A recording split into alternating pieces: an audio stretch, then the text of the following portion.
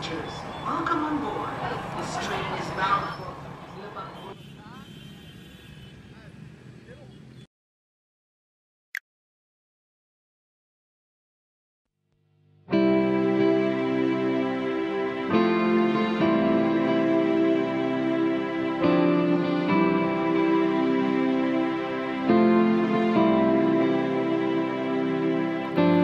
Tuhan sumber kuat hidupku, ada dalam setiap langkahku. Rancanganmu selalu pasti kemenangan, rancanganmu tak pernah gagal. Rancanganmu tak pernah gagal. Kemenangan Tuhan janjikan, kemenangan Tuhan janjikan, kemenangan dalam tangan-Mu, Yesus. Aku lebih dari pemenang, aku lebih dari pemenang, aku lebih dari pemenang, karena Yesus. Tuhan sumber kuat hidupku, ada dalam setiap langkahku. Rancangan-Mu selalu pasti kemenangan, rancangan-Mu tak pernah gagal. Rancangan-Mu tak pernah gagal. Kemenangan Tuhan janjikan, kemenangan Tuhan janjikan, kemenangan dalam tangan-Mu, Yesus. Aku lebih dari pemenang, aku lebih dari pemenang, aku lebih dari pemenang, karena Yesus. Iblis mereka-rekakan jahat bagiku, namun Tuhan mengubahnya baik untukku. Iblis mereka-rekakan jahat bagiku, namun Tuhan mengubahnya baik untukku. Namun Tuhan mengubahnya baik untukku.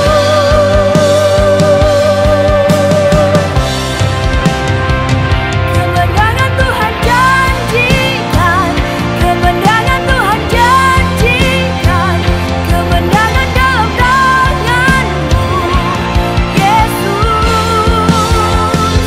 Aku lebih dari pemenang, aku lebih dari pemenang, aku lebih dari pemenang, karena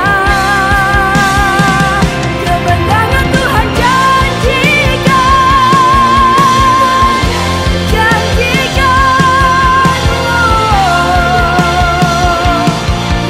Yesus. Aku lebih dari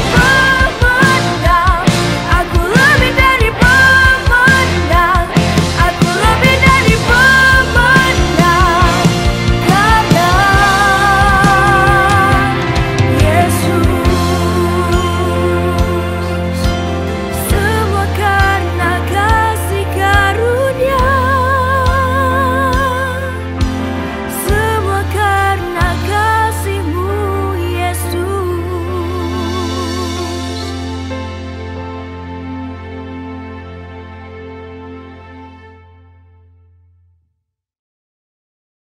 Hari ini saya sangat logis sekali menyampaikan kebenaran firman Tuhan ini, the power of hope. Ada pengharapan, ada kuasa dari sebuah pengharapan. Kalau hidup tidak ada harapan, maka sia-sialah hidup kita hari ini. Kalau hidup kita nggak punya harapan, bahaya. Pak Pendeta, boleh nggak manusia punya ambisi? Boleh. Yang nggak boleh ambisius. Kalau kita nggak punya ambisi, salah. Tapi yang salah adalah ambisius. Itu yang nggak boleh. Boleh nggak Pak, saya menjadi orang sukses? Boleh. Boleh nggak Pak? Boleh. Segala sesuatu boleh. Kalau itu dalam kerana apa yang Alkitab katakan dan itu boleh dikatakan sebagai ambisi. Yang nggak boleh apa? Ngerebut jabatan orang nggak boleh. Ngerampas harta orang nggak boleh. Udahlah, yang lain tafsirkan sendiri aja deh. Ambisius itu sudah pasti keluar dari jalur. Nah, hari ini kita mau berbicara yang realistis. Ternyata orang yang sudah menikmati anugerah Tuhan, yang tidak bisa dipilih tetapi Tuhan yang memilih kita, maka orang itu juga kita real, fakta, terdiri darah dan daging. Masih ada kemampuan juga saudara untuk buat salah. Masih juga ada pergumulan dalam hidupmu. Oh tenang, ikut Tuhan Yesus, semua sakit disembuhkan. Kata siapa? Masih ingat Elisa? Dengan perkataan dia, Naaman sembuh dari kena penyakit kusta. Tapi Elisa meninggal karena penyakit. Aneh. Elisa diberikan karunia kesembuhan. Menyembuhkan Naaman yang kena kusta sembuh. Tapi Elisa meninggal karena penyakit. Dan uniknya, waktu Elisa meninggal, dikubur, ada orang yang meninggal. Lihat kuburan Elisa, orang yang mati itu dilempar kena tulangnya Elisa, bangkit. Artinya apa? Jangan pusing dengan masalah penyakit. Orang bilang gini, Pak ini penyakit karena kutukan. Tunggu dulu. Ada penyakit karena dosa orang itu. Karena penyakit karena kutuk orang tuanya. Tapi karena ada penyakit bukan karena dosa dia, bukan karena dosa orang tuanya. Karena Tuhan ingin menyatakan kemuliaan dalam hidup dia.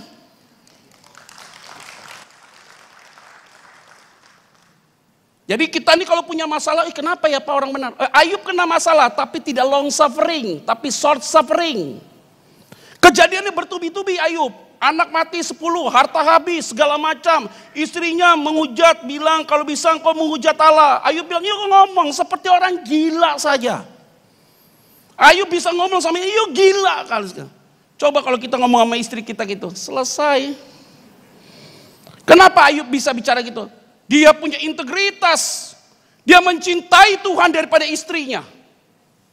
Kalau istrimu salah, suamimu salah, harus diingatkan. Karena Tuhan lebih penting dari segala sesuatunya. Ada amin ya? The power of hope. Kita bicara tentang real masalah dalam hidup kita. Pak, bagaimana orang benar menghadapi masalah? Beda saudara. Entar lagi nih musim hujan. Pak, Bu, jangan pikir kalau hujan datang banjir. Banjirnya pilih-pilih. Wah ini rumah orang benar nih, banjirnya harus minggir. Gak ada begitu. Ini rumah orang benar, ini rumah orang gak benar. Banjir datang hajar semua. Bedanya responnya beda. Yang tidak dalam Tuhan mengeluh, teriak-teriak. Dalam Tuhan berenang. Cara menikmati masalahnya beda.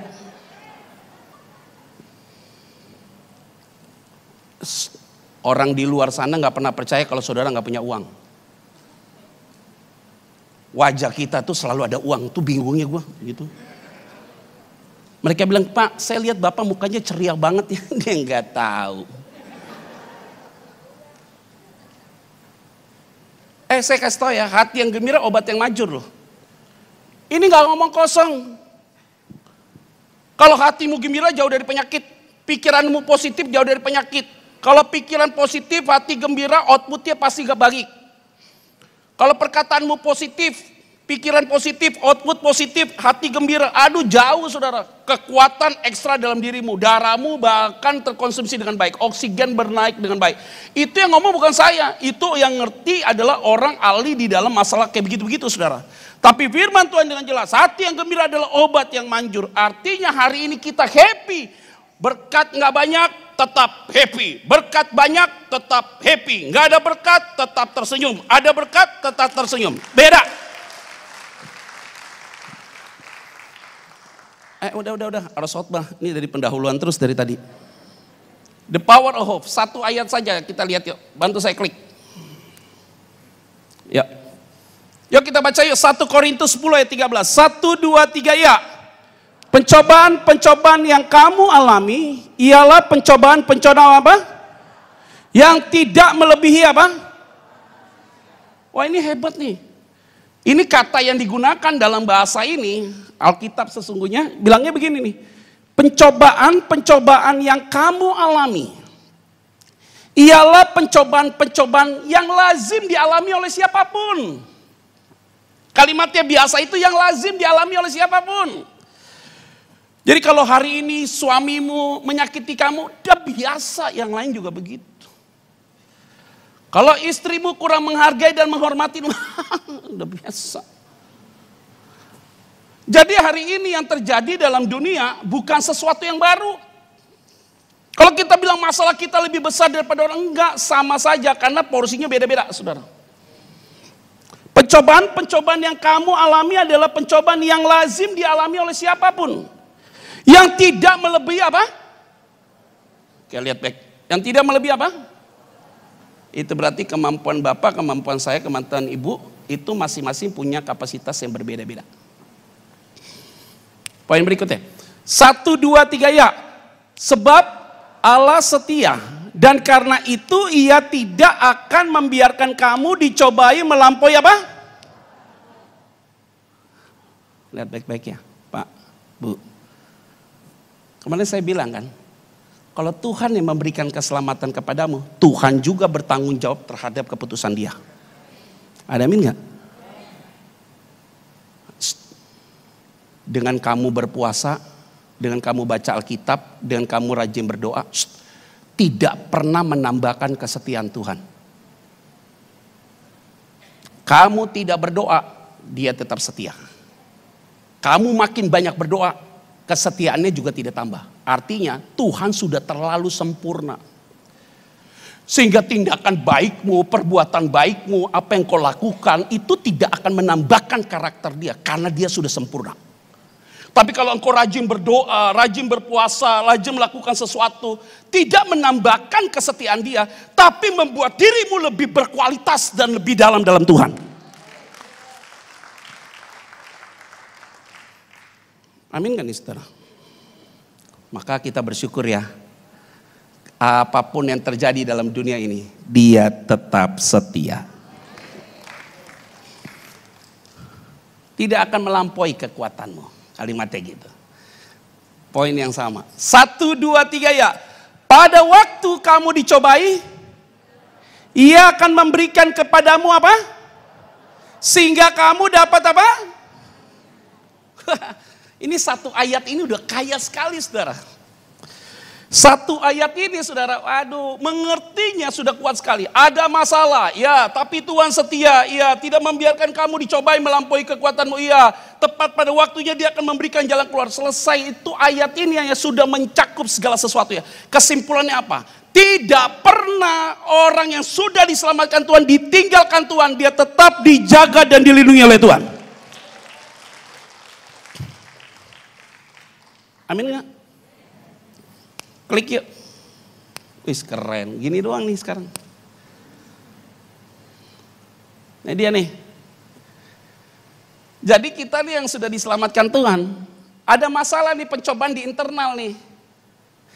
Ini beres dulu di hati kita nih. Kalau kita udah beres, kita nggak pernah negatif sama pasangan kita.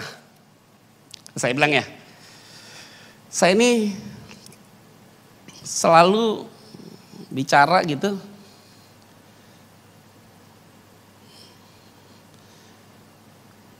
Kalau saya mau berkati satu pasangan untuk menikah, saya selalu tanya dengan pasangannya, orang tuamu itu masih tinggal bareng apa sudah bercerai? Kepada pihak laki, orang tua saya akur kak. Oh puji Tuhan. Tanya ceweknya, keluargamu itu semuanya masih akur apa tidak? Oh papa mama udah bercerai. Kapan cerainya? Waktu aku SMP. Menurut kamu siapa yang salah? Papaku yang salah. Oke. Sebelum kalian masuk rumah pernikahan, saya bilang sama lakinya, saya tidak konseling pranikah dulu, Tapi saya mau konseling calon istrimu dulu. Kalau istrimu ini setelah dikonseling secara pribadi aman, maka saya akan lanjutkan dalam konseling pranikah. Oh, kenapa begitu ya Pak? Iya, serius nih saya bilang ngomong. Karena ini bisa jadi masalah di kemudian hari. Oke. Selesai, panggil pendeta perempuan, layani itu pacarnya yang cewek. Saya kasih tahu latar belakang ini cewek, orang tuanya udah bercerai dari dia SMP, dia sakit hati dengan papanya. Bereskan dulu sakit hatinya. Di konseling dulu 3 bulan, udah benar-benar teman saya yang perempuan itu pendeta kasih tahu, Pet, lanjutkan pernikah. Kenapa? Udah beres nih orang. Kenapa? Sakit hatinya udah dipulihkan. Benar-benar dia udah jujur nggak? Udah. Baru kita masuk konseling pranikah. Supaya nanti waktu dalam rumah pernikahan tidak ungkit-ungkit kesalahan papanya, dibuat apple to apple dengan suaminya. Nanti kalau dia udah menikah, kalau nggak beres, bilang kamu ini seperti papaku. Apa urusannya? Ini kalau terjadi konflik belum beres di dalam diri kita, Pak, repot. Kalau orang itu belum beres hatinya, sama siapapun bergaul selalu berpikir negatif. Ini orang Pak mau ganti gereja A, pindah gereja B, dia bilang apa? Aduh, semua gereja gak enak. Yang masalah tuh dianya. Mana mungkin Pak, Bu, anak saya 2. Kalau dia gak happy sama saya, dia bilang aku gak happy sama papi, aku pindah ke rumah sebelah. Dia pindah ke rumah sebelah, oh Tuhan Yesus itu anak gua. Baik atau buruk ya saya, dia harus tinggal bersama dengan saya. Artinya kalau kita belum beres, maka semua di dalam hidup keluarga kita akan terbawa emosinya kepada kita. Karena kenapa? Kita memberikan impact atau influence yang tidak baik kepada mereka semua. Tapi kalau kita punya masalah di dalam diri kita sudah beres, maka suami kita beres, istri kita beres, anak-anak kita beres. Kalaupun ada masalah internal, ada jalan keluar. Maka yang paling penting yang terlihat baik, tidak boleh masalah diberikan ruang waktu yang sangat panjang. Kalau ada masalah hari ini, tuntas hari ini. Kalau ada pergumulan hari ini tuntas. Jangan disimpan, ngumpul. Pada waktunya memuncak dan akhirnya kacau balau. Maka hari ini beres di dalam, maka semua akan berjalan dengan baik.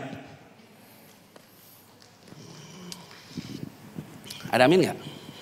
Tapi saya lihat kok, ini wajah-wajahnya udah beres semua. Amin ya? Karena gak kelihatan kalian pakai masker. Saya nggak tahu Pak Albert, mereka sambil dengar khotbah pakai masker. Norak banget kan nggak tahu. Tapi saya belajar untuk positif. Karena saya kan nggak pakai masker, saudara. Tapi saya harus ngomong jarak jauh, Pak. Jadi ini penting sekali buat kita semua yang hadir dalam ruangan ini. Masalahnya tuh di dalam diri kita. Kalau kita udah beres, aman pasti semuanya. Jangan bilang ikut Tuhan itu tidak ada pergumulan. Makin kenceng pergumulannya. Kalau kita tidak dalam Tuhan, setan itu gak mungkin ganggu kita. Kenapa? Karena setan sama kita sahabat. Tapi kalau kita sudah dalam Tuhan, setan yang ganggu kita bukan S1, S4 loh. Lebih halus, tapi tekanannya lebih kuat. Pak, kenapa ya Pak ikut Tuhan ini Pak? Apalagi saya ikut Yesus Pak. Kata dulu, bilang kalau ikut Yesus semua jadi indah. Kenapa kalau ikut Yesus pergumulan makin banyak ya? Masih ada waktu untuk mengundurkan diri.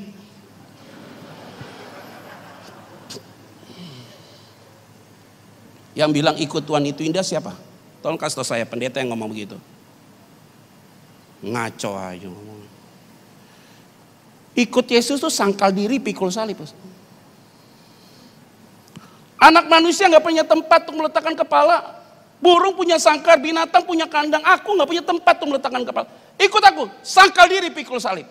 Karena di dalam dunia, kata Paulus, engkau hidup di dalam tenda yang penuh dengan kekhawatiran, kecemasan.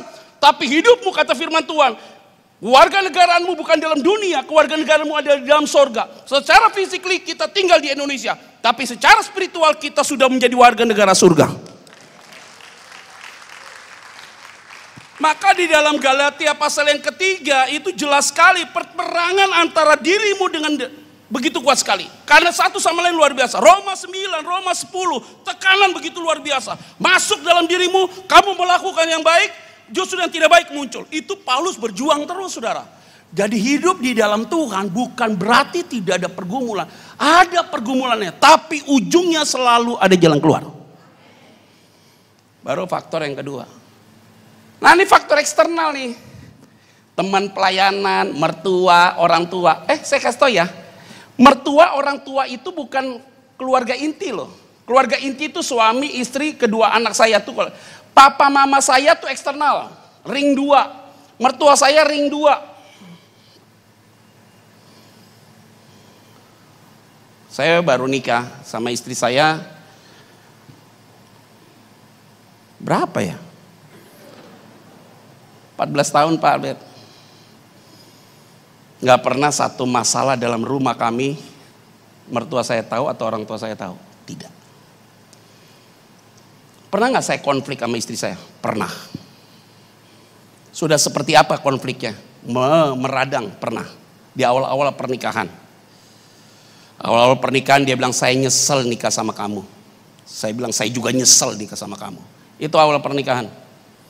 Karena apa yang saya pikirkan dalam pernikahan tidak berbanding lurus dengan fakta dalam pernikahan. Dia pernah ambil surat catatan sipil mau sobek-sobek, nggak kesobek karena saya sudah laminating. Kan catatan sipil ada 2 kertas kan ya, yang suami sama istri kan. Yang suami disobek sama dia, nggak bisa sobek, laminating. Tapi udah lecek Pak. Saya nggak perbaiki lecekan itu. Sampai hari ini lecekan itu masih ada. Keluarga hamba Tuhan loh. Istri worship leader. Saya pendeta pembicara, tidak jaminan. Tapi kenapa kita bisa lewati tahapan demi tahapan demi tahapan? Hari ini udah berbeda sekali. Beda banget. Dulu kalau setiap ribut emosional, pokoknya gue benar, dia benar, fight terus. 1 tahun pertama, tahun kedua, tahun ketiga sampai dengan hari ini tidak pernah lagi. Kenapa? Karena udah saling tahu. Setiap dia mau marah nih, gue kabur. Kayaknya kurang enak mukanya ini gue malu. Apalagi anak-anak lagi masa-masa ujian tuh kemarin sebelum pandemi. Waduh, istri kan kalau ngajarin anak kan muka di sini kan kayak orangnya di sana. Ngerti nggak Tuhan Yesus? Mata anak ada di depan mata lu mah. Ngerti nggak ngerti? Oh Tuhan tolong. Saya ambil kunci mobil pergi kemana lo? Refleksi. Daripada saya di rumah ngadepin, begitulah. Kalau kita di dalam rumah udah beres, mertua masuk, orang tua masuk, apalagi teman pelayanan, apalagi teman pekerja, apalagi bos, udah nggak efek karena pondasi dalam rumah kita udah kuat. Suamimu keras kepala, istrimu cerewet dan segala macam, kamu bisa menerima dengan baik. Orang di luar ngomong, lu mau sih Pet sama istri lu yang cerewet? Nggak apa-apa, karena gue cinta karena dia cerewet. Akhirnya gosip itu tidak mungkin masuk karena kita punya pondasi yang kuat. Kalau kita punya pondasi yang kuat, saya yakin dan percaya tantangan dari luar tidak akan bisa menembus engkau. Karena dimulai dengan spirit yang kuat di dalam dirimu. Ada amin? Ternyata pencobaan internal, pencobaan eksternal diubah sama Tuhan. Jadi ujian. Hebat. Jadi saya kasih tahu, jangan berdoa supaya suamimu berubah. Jangan berdoa supaya istrimu berubah. Toh hari ini kamu sudah nikah 20 tahun, suamimu gak diubah-ubah terus kan? Stop berdoa buat dia. Karena kenapa? Tuhan kita tidak tuli. Dia tidak pelupa. Tuhan tolong ubah suamiku Tuhan, pemalas. Tidak mau kerja. Tiap hari ngerokok. Tapi 20 tahun lu betah sama dia. Orang itu gak diubah. Tapi lama-lama kenapa saudara bisa sama dia? Ternyata dia tidak diubah Tuhan. Tapi lewat dia hatimu diubah untuk bisa terima dia.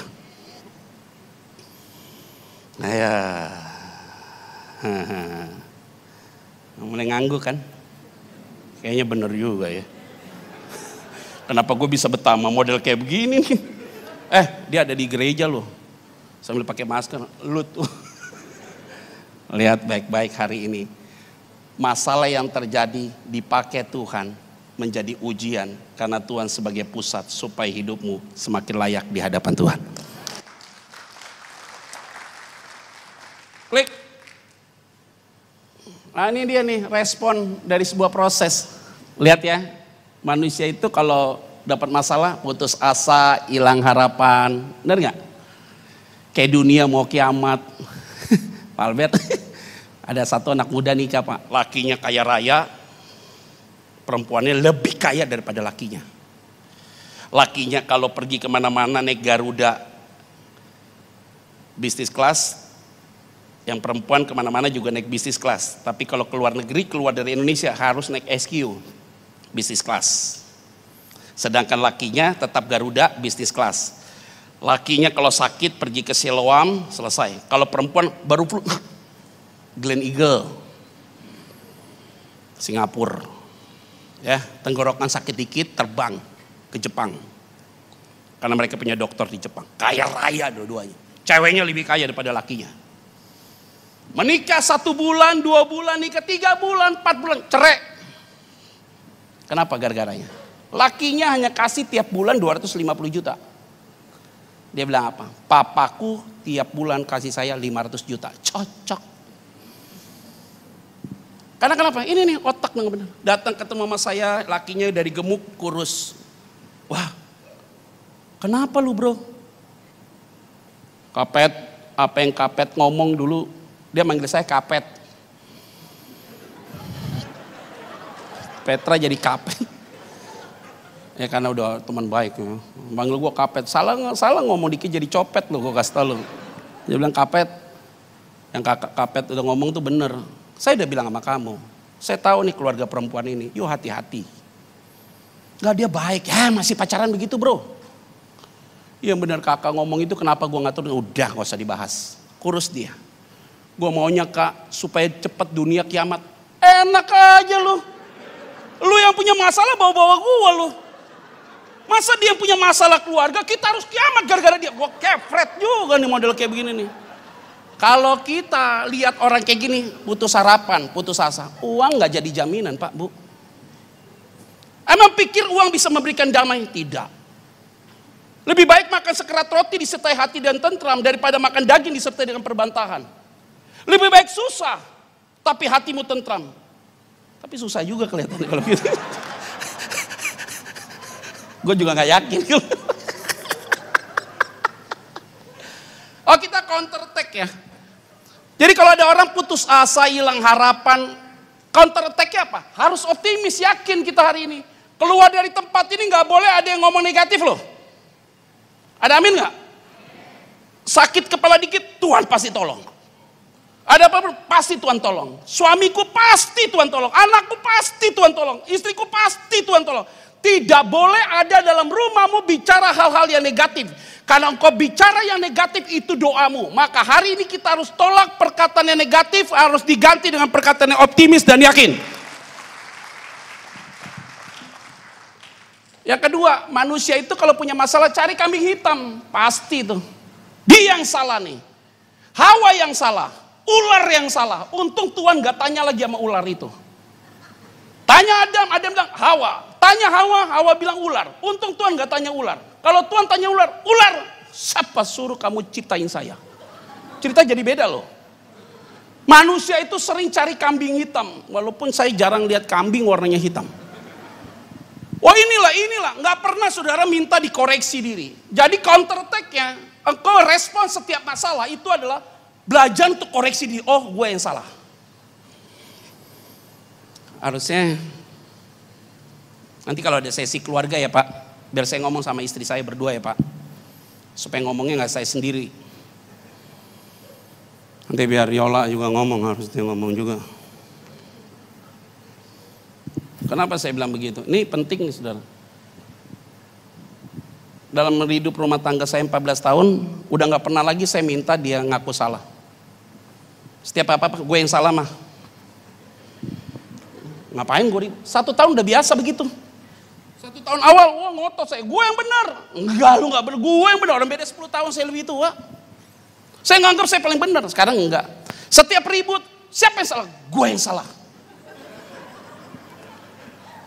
Udah mulai baik dia, enggak apa, bukan kamu yang salah, aku yang salah. Kenapa enggak dari kemarin lu ngomong begitu? Udahlah ibu-ibu biasa begitu ya. Lah ibu-ibu biasa begitu. Sen biasa ibu-ibu kalau begitu. Wajar kalau istri lu ngomong, gue yang bener, udah. Oleh yang bener, oke mantap. Bagus. Lu yang bener, bagus. Maju, tantang, bantang bener, maju terus. Karena saya sering bilang bahwa dia yang salah, dia yang benar, saya yang salah. Dia ngomong gini, kayaknya lu ngeledek. Ini ada manusia punya masalah, lari dari masalah. Gentle dong, menerima, berjuang, menghadapi masalah. Jangan pikir masalah gak berhenti. Masalah tetap ada sampai hari ini. Masalah berhenti kalau kita sudah ada di peti mati. Masih bujang punya masalah. Nikah punya masalah. Nikah punya anak, tambah masalah. Jadi hidup ini tidak pernah tidak ada pergumulan, selalu ada pergumulan. Mau tidak mau kita terima dan berjuang dalam menghadapi hidup ini. Kalau nggak repot, bantu saya klik yuk, tinggal 2 menit. Maka 1 Korintus 10 ayat 13, masalah yang kamu alami biasa, yang lazim dialami, ada batasannya, sifatnya subjektif. Jadi kalau kamu punya masalah dengan dirimu, jangan merasa kamu paling hebat, masalah itu enggak, biasa aja. Ada batasannya, karena Tuhan tahu kemampuanmu, subjektif banget. Artinya Tuhan bisa menyelesaikan masalahmu hari ini, bisa besok, bisa waktu yang akan datang. Tergantung kapasitas dan partnya, dan itu Tuhan yang menentukan. Yang setuju katakan. Bantu klik yuk. Nah ini dia nih. Sekarang saya mau nanya di sini, siapa di sini yang sudah diselamatkan? Udah diselamatkan, dari kemarin gue udah tanya terus itu. Itu berarti ada Roh Kudus kan? Lihat ya baik-baik ya. Grafik kehidupan rohani orang Kristen yang tidak ada Roh Kudus. Kok bisa begitu ya? Orang Kristen yang tidak ada Roh Kudus. Kok bisa begitu ya? Karena banyak orang yang mendeklar orang Kristen tapi sesungguhnya dia belum sungguh-sungguh ada di dalam Tuhan. Lihat baik-baik. Kalau orang tidak ada Roh Kudus dalam diri dia nih, lihat, semangatnya di awal, melayani Tuhan semangat, datang ke gereja semangat, ada masalah turun. Ada masalah turun, ada pergumulan turun, ada masalah turun. Terus saya regresif dia, terus turun. Semangat di awal terus turun sampai di sini. Akhirnya Pak murtad, bunuh diri, depresi. Ngakunya orang Kristen, kenapa Pak? Dia kok depresi ya Pak? Padahal dia melayani Tuhan. Karena belum ada Roh Kudus. Kenapa ya Pak? Dia rajin melayani Tuhan, aktif dalam aktivitas pelayanan, tapi dia bunuh diri karena tidak ada Roh Kudus. Kenapa ya Pak? Dia dapat cowok atau cewek cantik, uang kaya, pindah agama karena belum ada Roh Kudus. Tapi dia Kristen, hanya label, tapi belum sungguh-sungguh dalam Tuhan. Klik. Harapan yang pasti hari ini. Tuhan pasti setia. Dia tidak akan pernah membiarkan engkau. Tuhan memberikan jalan keluar. Jadi Tuhan yang setia tidak akan pernah membiarkan engkau jatuh tergeletak. Masalah melebihi kekuatanmu. Tepat pada waktunya Dia akan memberikan jalan keluar.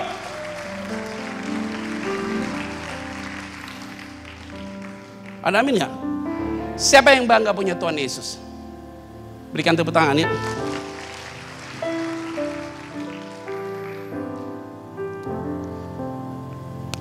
Klik. Ini dia nih yang ada Roh Kudus. Kalau orang Kristen itu ada Roh Kudus, naik dia, tidak di semangat di atas. Naik dia, ada kehidupan rohaninya naik. Bisa turun juga, ada masalah turun dia. Tapi Roh Kudus ingatkan dia, yuk PK, bangkit. Roh Kudus ingatkan dia, bangkit, naik lagi dia. Turun dia. Ada Roh Kudus ingatkan dia, naik. Turun lagi. Tapi naik sifatnya progresif, maka engkau akan memiliki buah roh. Ada amin gak? Kamu gak bisa bohong sama istrimu, gak bisa bohong sama suamimu, gak bisa bohong dengan orang lain. Kenapa? Roh Kudus sudah ingatkan kamu. Bangkit, naik lagi, naik lagi. Maka Paulus bilang, perjuanganku ini darah dan daging. Nanti saudara baca Roma pasal yang ke-7, Roma pasal yang ke-8, jelas sekali saudara, hidup hukum Taurat dan dosa. Nantilah kalau ada kapan waktu ya Pak Albert ya, kalau diundang lagi Pak. Kita akan ngomong hukum Taurat dan dosa Pak. Karena kenapa saudara, yang paling penting hari ini sudah ada Roh Kudus hidupmu pasti dipulihkan oleh Tuhan. Are you ready to dance?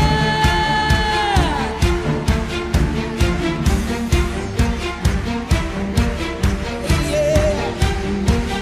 1, 2, 3.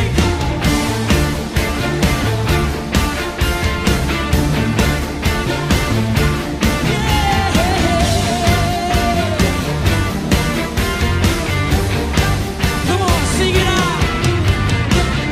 Bersyukurlah kepadanya, bawalah pujian baginya, karena dia Raja, Dia yang perkasa.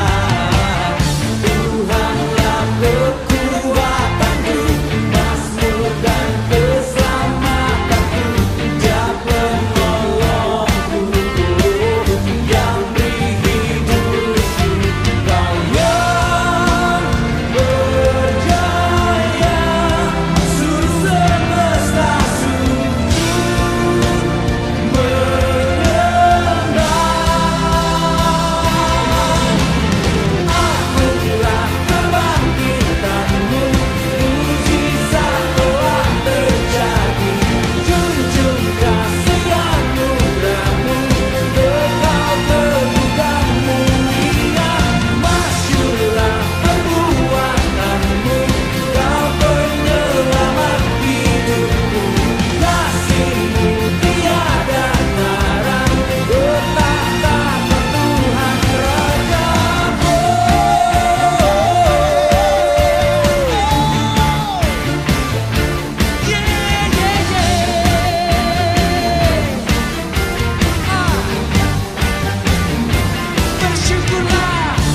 Bersyukurlah kepadanya, bawalah pujian baginya, karena dia Raja, Dia yang perkasa. Tuhanlah kekuatanku, Mazmur dan keselamatanku, Dia penolongku, yang beri hidupku. Kau yang berjaya,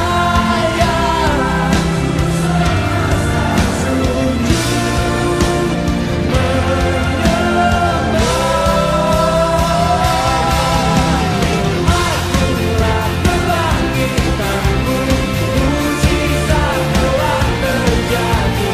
Junjung kasih anugerahmu, kekal teguhkan mulia. Masyurlah perbuatanmu, Kau penyelamat hidupku. Kasih-Mu tiada tara, berjaya,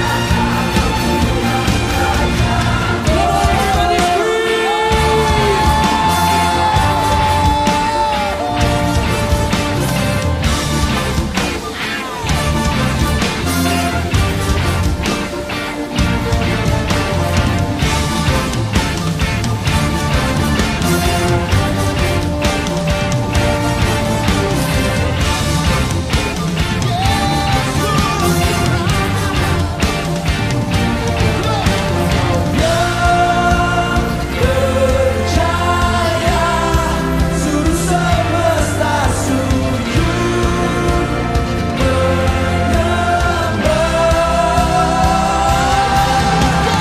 Akulah kebangkitanmu, mujizat telah terjadi. Junjung kasih anugerahmu, kekal teguhkan mulia. Masyurlah perbuatanmu, Kau penyelamat hidupku. Kasih-Mu tiada tara, bertahta Tuhan Rajaku.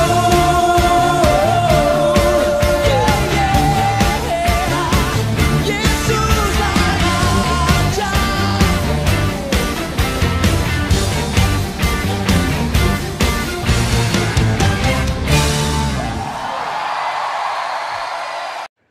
Sekarang terima kasih karunia dan damai sejahtera Tuhan Yesus Kristus dan kasih Allah Bapa kita serta persekutuan Roh Kudus menyertai setiap kita sekarang, seterusnya, dan selamanya. Amin. Saudara telah mengikuti ibadah online GBI Alpha Omega. Saudara yang diberkati melalui tayangan ibadah online diberi kesempatan untuk memberi persembahan. Bagi jemaat yang rindu menabur pekerjaan Tuhan di GBI Alpha Omega, dapat memberikan persembahan dan persepuluhan secara online melalui rekening BCA 014-323-7777 atas nama PT Graha Alpha Omega. Sertakan keterangan untuk persembahan atau perpuluhan. Mari memberi dengan penuh sukacita dan ucapan syukur. Untuk mendapatkan informasi terupdate mengenai ibadah online dan informasi lain seputar gereja, Anda dapat mengaksesnya melalui website GBI Alpha Omega. Jesus Christ bless you. Kaulah nafas hidupku.